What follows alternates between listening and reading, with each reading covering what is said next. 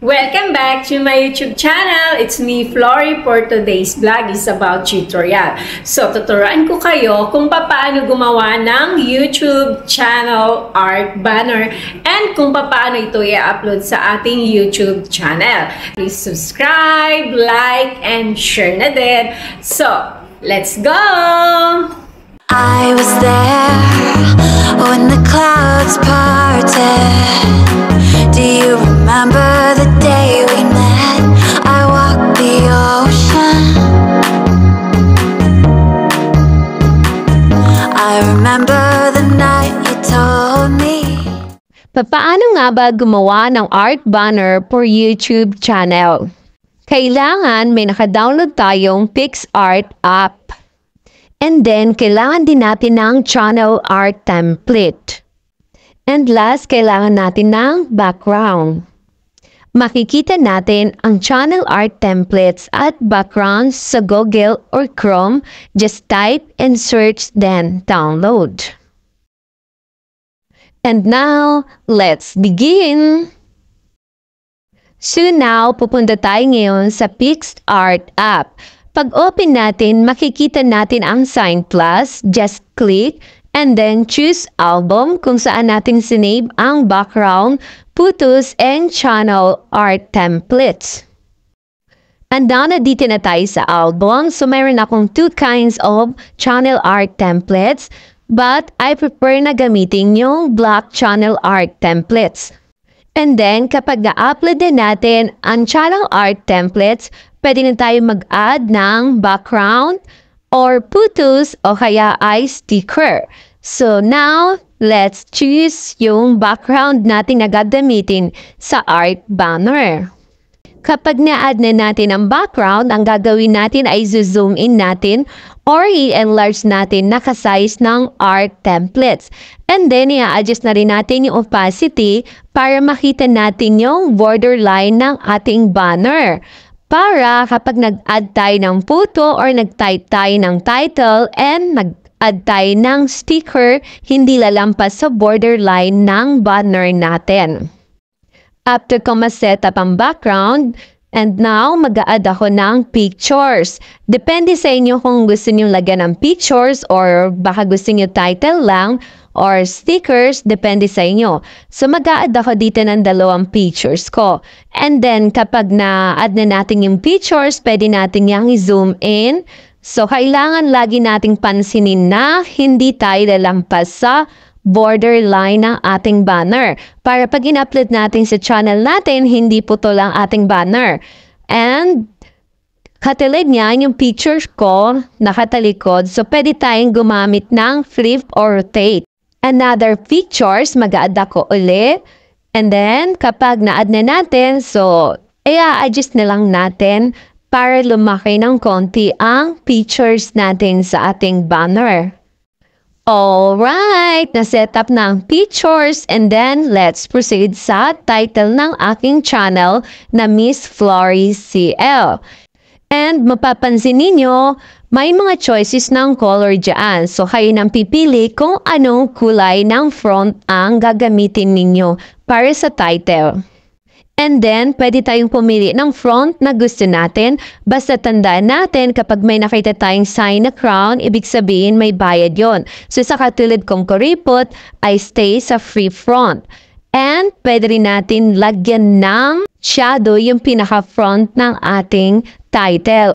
Then after, i-adjust na lang natin kung gaano kalaki, kung pa-slide, pa-curve, or straight line lang yung title ng ating channel. And now, ang next na gagawin ko ay pupunta tayo ng sticker, then tatype natin YouTube. At bakit YouTube? Dahil gusto kong kumuha ng logo ng YouTube para lalagay ko sa both side ng banner ko. Para pag binisita yung channel ko gamit yung tablet, buong banner ko na yan merong design. And kapag binisita mo naman yung channel ko sa mobile, makikita mo lang doon lang ang limitasyon niya hanggang sa picture ko. So, ayan. And then, i-adjust mo lang kung pa-slide or gaano kalaki o maliit, ganon. So, kayo nang bahala adjust sa mga gusto ninyong i-design or size na ilalagay ninyo sa banner ninyo. And now, ayan na ang result. Perfect!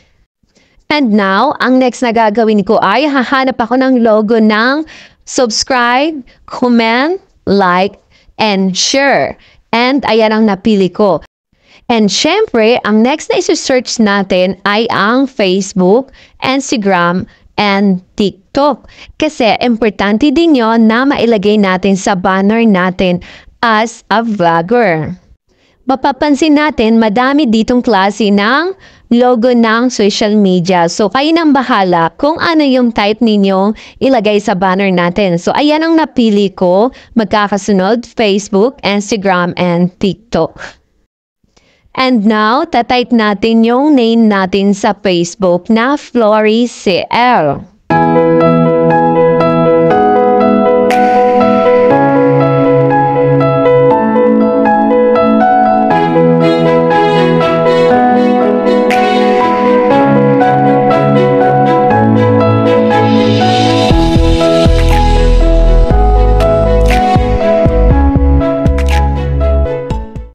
And ang next naman natin ay Instagram. So sa Instagram, ang pangalan ko dun ay ChinitaFlo25.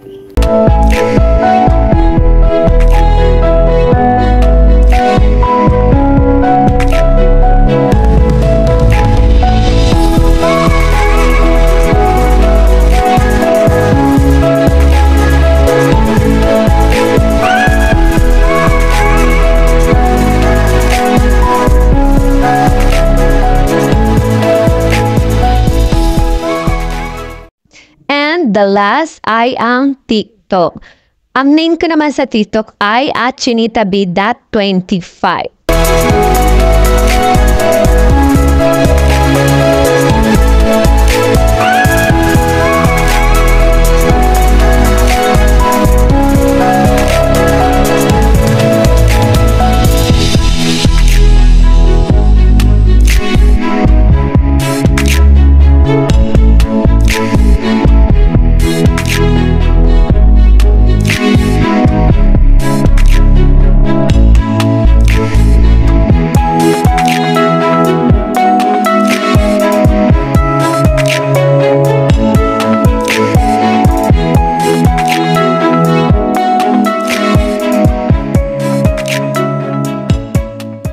And now, i-adjust na natin yung opacity para hindi na makita yung borderline.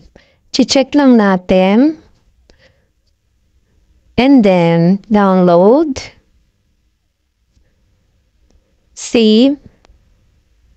Alright. So, titingnan natin kung nasa gallery na siya. And ayan na ang ating art banner. And now, pupunta tayo ng Opera. So, hindi na ako pupunta sa Chrome or sa Google dahil naka-download na sa akin yung apps ng Opera. Dito ko tinitingnan kung paano ako mag-i-edit. So, pupunta tayo dito sa channel customization and then sa branding. So, makikita natin ito may change and remove. So, change natin. And then, click natin ito. So, ayan. Diba? Ang ganda. And then, done. And publish. Okay. So, ngayon, bibisitahin natin sa YouTube channel kung ano na ang kinalabasan ng ating art banner. Ayan. So, mobile lang gamit ko. So, kaya yun ang size na makikita natin. And now, sakto, di ba? Ayan, Miss Flory CL. So, mayroon ng YouTube, subscribe, like, and comment. Then, nandyan yung Facebook, Instagram, and ang ating TikTok. And now, titingnan natin dito sa tablet kung papaano yung art banner natin na ginawa. Kung ano yung magiging mukha niya dito sa ating tablet. Oh, ayan. O, diba? Sa mobile kanina, makikita natin hanggang dito lang yung ating art banner. Pero pag tinignan mo dito sa tablet, buo na siya. So, di ba ang ganda tingnan? And sakto talaga yung size. Kaya, yun lang guys. That's it for today. Stay tuned for the next tutorial. Thank you for watching. Bye-bye! I was there when the clouds parted.